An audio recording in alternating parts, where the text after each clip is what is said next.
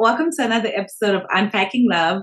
I'm so excited to be bringing you guys this episode, which is going to be the first part of a three-part series on cheating. So this episode is going to be an intro to cheating. Not that I'm teaching people to cheat, y'all. That's not what I'm here to do. But just talking about certain things that I think would be important to define before going on to the next two episodes. And then the next episode is going to be a story time on cheating. So I have a guest who's going to be sharing her experiences being cheated on and then also being the one who cheated. And then the next episode is going to be talking about cheating from a psychological standpoint, covering things like trust, guilt, motives, and also talking about rebuilding trust after someone cheats in a relationship. And I'm really excited about both episodes to come. I think from both of them, the story time and also the one that's going to come later on the psychological standpoint of things. There'll be so much to learn and so much to glean from those episodes. I'm also really excited about the second episode from now, which is going to be coming from someone who's in their last year of their PhD in psychology. So there's just so much knowledge there that was shared that I think would be really, really cool for all of you guys to get to hear as well. First thing is, what is cheating? And that's a very good question to ask. And it's not one that, at least in my opinion, I don't think that there's a definition that could encompass everything. And I think that it'll also vary from couple to couple and also from like type of relationship to type of relationship. So there are different types of relationships, obviously. There are monogamous relationships, there are non-monogamous relationships, there are polyamorous relationships, there are ethically non-monogamous relationships, there are open relationships, just all sorts of different types of relationships out there. And so it's important for people to answer that question within the context of the relationship that they're in when they're, being asked that question or when they're asking themselves that question.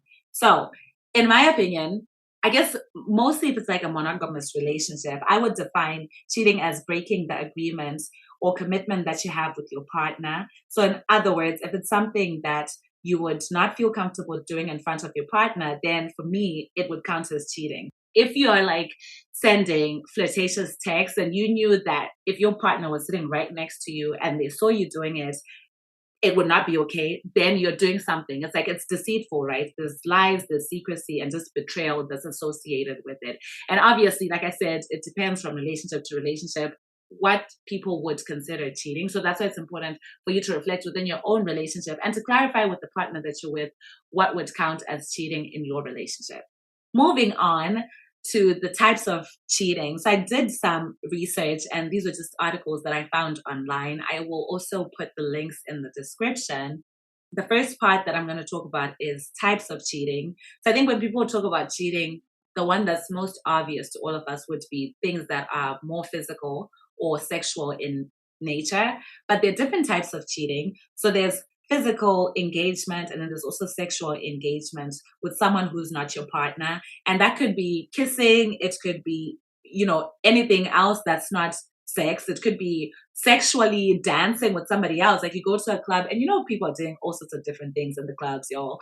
And if there's some sexual kind of dancing that's happening, some dirty grinding, and some relationship that could be considered cheating. And obviously it ranges, right? So you could be like, the kissing stuff. It could also be having sex with other people. So there's just a whole lot of things that would be covered in that physical/sexual engagement realm. And then the next type of cheating is emotional attachment or emotional cheating, which would be emotional attachment to or intimacy with someone who's not your partner. And emotional cheating examples involve confiding in someone else who's not your partner, and in such a way that you're sharing very intimate details about yourself with someone who's not your partner and excluding your partner from that. So you could have an emotional affair with somebody else or cheating on someone in an emotional type of way. Another type of cheating would be flirting or inappropriate conversations with someone who's not your partner. And some of it could also just be digital or like online kind of affairs with someone who you might not even have met. So that could be like, maybe on Instagram, you're talking to some person who you've never met, right? But the conversations that you have, maybe there's like photos that are being sent to each other that are inappropriate, just things of that nature. You don't necessarily have to have met somebody physically to then say that you cheated on them. And also, if someone has, for example, like online dating apps and they're active on them, but they're in a monogamous relationship, that's also something that could be considered cheating. by the person that you're in a relationship with. Because essentially, while you're saying you're committed to someone, on the side, you're also still looking for other people. And even if in your mind you might be like, oh, I'm just having harmless conversations, if that is actually something that would not be okay for the person that you're with in your relationship, then that's something that would be considered cheating as well. Another thing that I saw when I was reading up on this was romantic involvement with someone else. So you're in a relationship, monogamous relationship with someone, but you're taking other people out on dates or like treating them in a date type of way. So maybe it's just a female friend or it's an ex of yours, and you take them to dinner, you're buying them flowers, you're doing all sorts of romantic type of things on the side behind your partner's back. That could be cheating as well.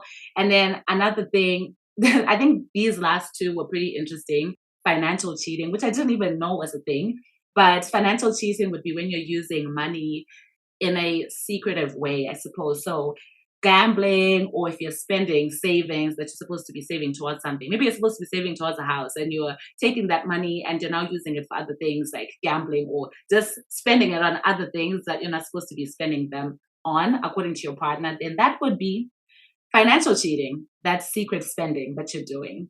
And then another one that I thought was interesting as well was when you're spending almost all your time at work or on a hobby, then your partner could actually consider that cheating. Even though you're not cheating with an actual person, you are still cheating on them, in their opinion. So like I said, obviously this will vary from relationship to relationship. People think about these things very differently. So it's important to contextualize things within your own relationship and kind of having those conversations to see what would be allowed in your relationship, what would be considered cheating versus not cheating, and also just the boundaries that you would set around yourselves or like around each other. A second article was covering the 5 different types of infidelity, but more from a motives and reasons why people cheat perspective. And I'll drop that link in the description box as well, so that if people want to read, they can go ahead and click the link and get to know more about these different types that they mentioned in the article. The first one that they brought up was opportunistic infidelity. And they said that this occurs when one is in love and attached to their partner, but succumbs to their sexual desire for someone else. And they also mentioned that typically this type of cheating is driven by situational circumstances or opportunity, risk-taking behavior, and alcohol or drug use. So you can think of an example as someone goes to a bar or goes to a club, and then they meet someone and an opportunity arises, and then they end up doing some sort of behavior that's sexual with another person in the club who's not their partner. And then that would be something that was an opportunistic type of infidelity, or something that arose out of an opportunity that was presented to them or that they put themselves in, right? Like a circumstance. So that's just one type of example. The second type of infidelity that was brought up in the article was obligatory infidelity. And they said that this is based on the fear that resisting someone's sexual advances will result in rejection. And they also said that this occurs because they need the approval that comes along with having the attention of others. The third type was romantic infidelity, and they said that this occurs when the cheater has little emotional attachment to their partner and they long for an intimate, loving connection with someone else. I guess when I think about this, it would be like this person cheats because they actually have feelings for this person who they end up cheating with, and they're longing for that intimate and loving connection from that person. The fourth one that they brought up was conflicted romantic infidelity. And they said that this occurs when people experience genuine love and sexual desire for more than one person at a time. I think how I would differentiate this type and the romantic infidelity type is that in the conflicted romantic infidelity, they love and have sexual desire for both people. Whereas in the romantic infidelity one, they might actually not be in love with their partner. They have little emotional attachment to their partner. And so they end up wanting to have this emotional and deeper connection with somebody else.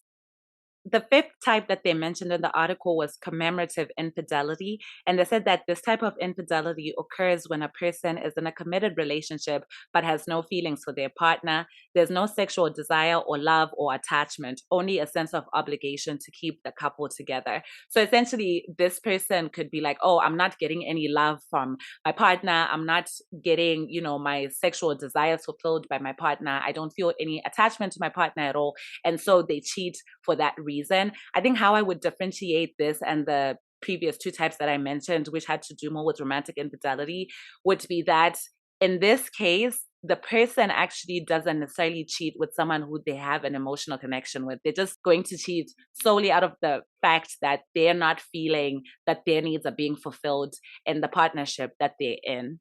The third article that I'm going to bring up is an article that was written by Mark Manson. He wrote this article to try and get into cheating and what his thoughts are about the reasons why people cheat and all of that.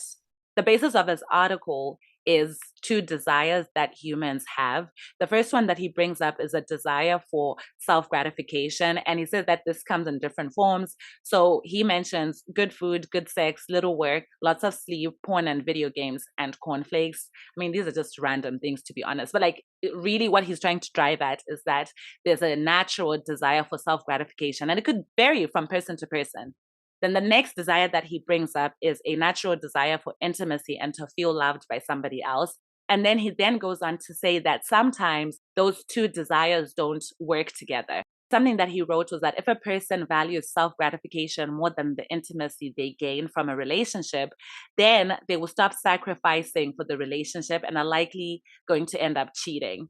If a person values intimacy that they gain from a relationship more than self-gratification, then they will willingly sacrifice some of their self-gratification to remain faithful. And then it says, think of it as a scale. On one side, you have self-gratification, and then on the other, you have intimacy. And if at any point self-gratification, that side that has self-gratification outweighs the intimacy side, he says, well, then you get a cheater. I'm sure that there's a lot of literature that's written out there about types of cheating or why people cheat, but I just thought I would share what I had found in these articles. And I don't think that there's a book that could encompass every single reason or every single motive why people cheat or what goes on with like trying to then rebuild or, you know, what happens to someone if they decide to separate from a cheating partner.